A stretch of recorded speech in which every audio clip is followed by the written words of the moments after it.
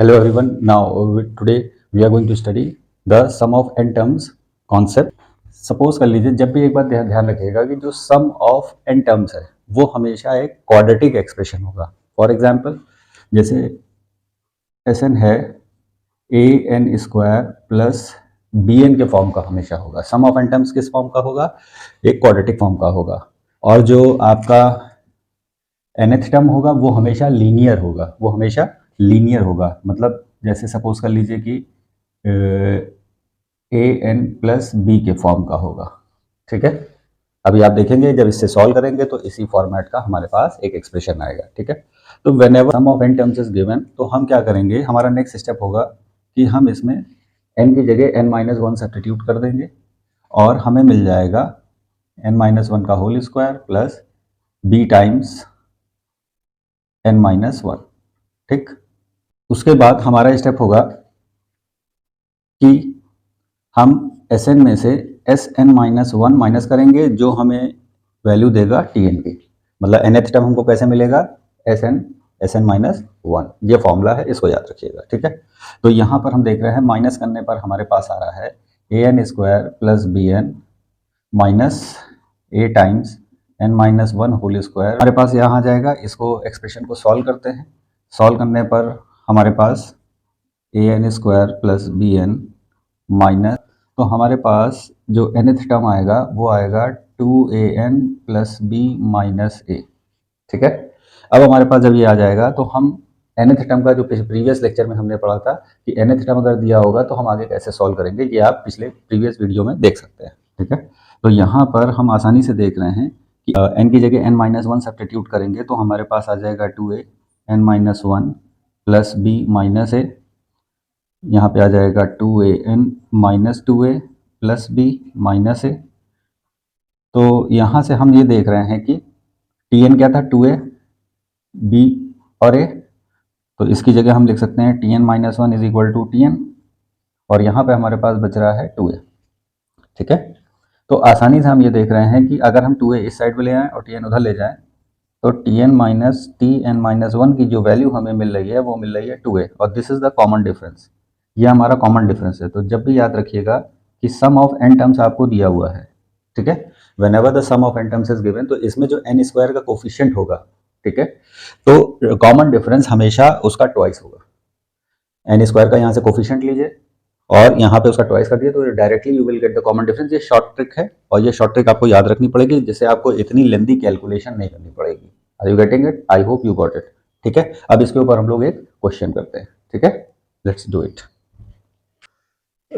Find A, D, TP and S10 when Sn is equal to 3n² plus 2n. इसका मतलब क्या हुआ? What does it mean? A का मतलब first term हमें फाइंड करना है, D का मतलब हमें कॉमन डिफरेंस फाइंड करना है, TP का मतलब हमें pth टर्म फाइंड करना है और S10 का मतलब हो गया we have to calculate the sum of first 10 terms. ठीक है, ये कब करना है हमको? जब सम ऑफ n टर्म्स हमको गिवन है. मतलब n के फॉर्मेट में एक हमें एक्सप्रेशन गिवन होगा जो हमें हेल्प करेगा ये सारी वैल्यूज कैलकुलेट करने में. तो let us see how we can calculate. ठीक है, तो यहां पर Sn is equal to 3n² plus 2n आपको गिवन.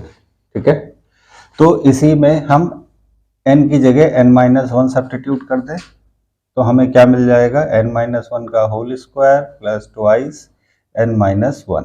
इसको हम लोग सॉल्व कर लेते हैं. n² प्लस हमारे पास Sn-1 आ गया. ठीक है, तो nth टर्म हमारा कैसे कैलकुलेट होगा? By using this formula. हम इस फॉर्मूले का यूज करेंगे nth टर्म फाइंड करने में. तो Sn की वैल्यू हम यहाँ सब्स्टिट्यूट करेंगे. ठीक है, माइनस टाइम्स, अब हम इस वैल्यू को सब्स्टिट्यूट करेंगे प्लस 1, अगर कैंसिल हो गया तो that is 6n-1.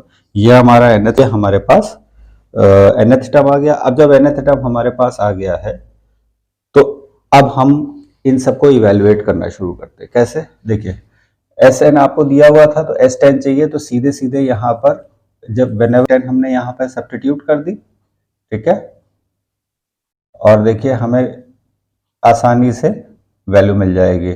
That is 300 plus 20, तो दैट इज 320। ये हमारा सम ऑफ 10 टर्म्स आ गया, one part of the answer that is this one.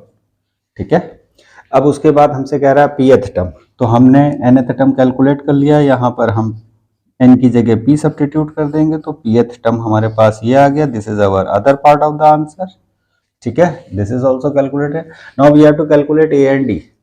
तो फर्स्ट टर्म के लिए हम क्या करेंगे, की वैल्यू 1 सब्स्टिट्यूट करेंगे, और n की वैल्यू 1 सब्स्टिट्यूट करने पर 6 into 1 minus 1 is equal to 5। तो this is our first term, ये हमारा a बन गया। ठीक है, तो a इज इक्वल टू 5। अब देखिए कॉमन डिफरेंस बता दे रहे हैं कि जॉइंट टर्म्स के एक्सप्रेशन में n स्क्वायर का जो कोफिशिएंट होगा, ठीक है, उसका ट्वाइस कर देंगे तो हमारा कॉमन डिफरेंस होगा। ठीक है, इसका मतलब क्या हुआ, 2 इंटू 3 हमारे पास क्या आना चाहिए common difference, 6। Let us calculate. अब इसी तरह हमने यहाँ पे t2 कैलकुलेट कर लिया, t2 कैलकुलेट करने पर हमारे पास होगा 6 into 2 minus 1 that is 12 minus 1 is equal to 11। और t3 कैलकुलेट किया हमने 6 into 3 minus 1 that is 18 minus 1 is equal to 17। तो अब आसानी से देख सकते हैं कि AP हमारे पास क्या है, AP हमारे पास है 5, 11, 17 dot dot dot dot 5 plus 6 11, 11 plus 6 17। तो common difference is equal to 6। ये मैंने आपको पहले ही बता दिया था कि जो भी सम ऑफ n टर्म्स का एक्सप्रेशन होगा उसमें n स्क्वायर का कोफिशिएंट होगा, उसका बस आप ट्वाइस कर दिए, that is a can be 2 into 3 is equal to 6। ये आप डायरेक्ट लिख सकते हैं, जहाँ कहीं भी ऑब्जेक्टिव होगा वहां पर आप डायरेक्ट कर सकते हैं, लेकिन जब पूरा एक क्वेश्चन के फॉर्म में दिया होगा जिसमें आपको वर्किंग शो करनी होगी, तो like this you are going to show it.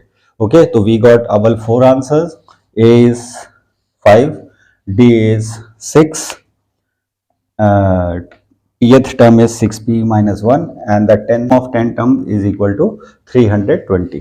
I hope you understand.